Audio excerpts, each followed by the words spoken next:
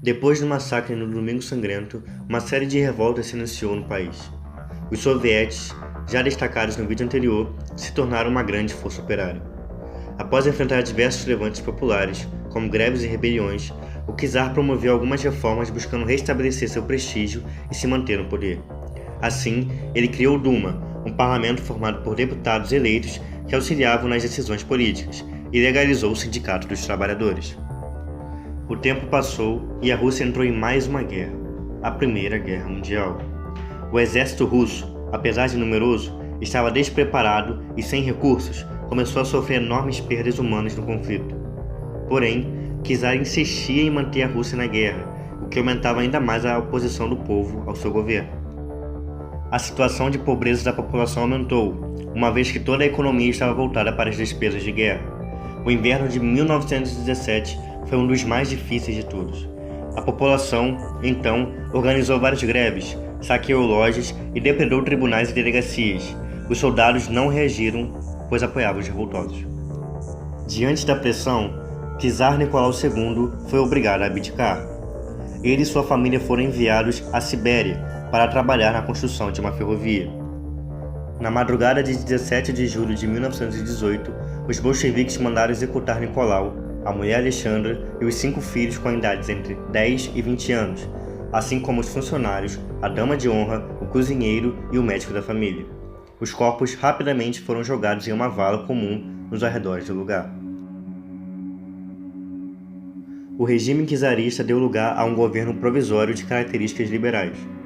Foram feitas reformas importantes, como a regularização da jornada de 8 horas de trabalho, e foram garantidos os direitos de liberdade, de imprensa e de organização política. Porém, o governo insistiu em manter a Rússia na guerra, o que desagradava muito a população. Lenin aproveitou essa situação para incitar o povo, principalmente os sovietes, para a tomada do poder. Lenin era contra a permanência da Rússia na guerra, mas usava este fato como argumento para uma insurreição bolchevique. Ou seja, ele usava a guerra para legitimar seus argumentos para iniciar uma nova guerra, a Guerra Civil. O intuito principal dele era tomar o poder e implantar o comunismo no país. Em agosto de 1917, o general Kornilov, do exército russo, tenta um golpe militar contra-revolucionário.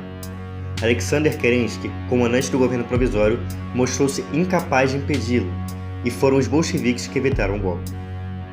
Isso era uma mensagem clara de que o governo provisório não era capaz de deter uma revolução bolchevique.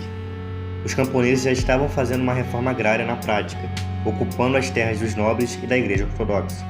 A agitação operária era intensa, principalmente nas áreas controladas por Lenin. Então, em outubro de 1917, os bolcheviques, contando com tropas de trabalhadores armados, tomaram os principais pontos da capital e deporam o governo sem muitas dificuldades. As primeiras atitudes do novo governo mostraram para o que eles vieram. Uma delas foi a estatização da terra, das indústrias, da marinha mercante e dos bancos. As pessoas perderam seus bens e patrimônios para o novo Estado comunista. Os bens da igreja foram confiscados e o ensino religioso nas escolas foi abolido. As terras desapropriadas foram, em tese, distribuídas entre os camponeses. O regime antidemocrático adotou o Partido Único, tendo o Partido Bolchevique sendo rebatizado como Partido Comunista. Com apenas um partido, não haveria um diálogo entre diferentes linhas de pensamento, o que caracterizava o governo ditador. Uma das principais medidas foi a retirada da Rússia da Primeira Guerra Mundial.